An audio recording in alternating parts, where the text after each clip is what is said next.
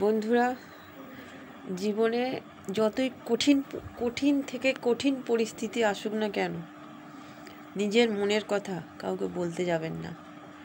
আর নিজের দুঃখের কথা কারোর কাছে শেয়ার করতে যাবেন না। কারণ যার কাছে শেয়ার করতে যাবেন সে আপনার দুঃখে কতটা দুঃখী হবে সেটা আমার ধারণা নেই, কিন্তু সেই আপনার দুঃখে আর দুর্বলতার সুযোগ যে নেবে মানুষ, সে সম্বন্ধে কিছুটা আইডিয়া আছে।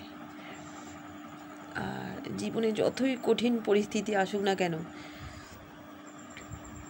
মানে মানুষকে বোঝাতে যাবেন না যে আপনি কষ্টে আছেন। যখন যত কঠিন পরিস্থিতি অভাব আপনি বয়ে বেড়াবেন, তত আপনার প্রতি মানুষের আপনার প্রতি হাসতে সুবিধে হবে।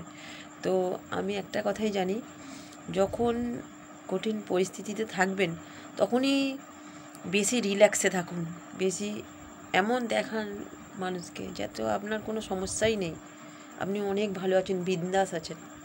সবসময় সবসময় নিজেকে টিপটাপ পরিপাটিভাবে রাখার চেষ্টা করুন, যাতে আপনার অপোজিটে যারা থাকবে তারা যেন বুঝতে না পারে যে আপনার অন্তরে কি চলছে।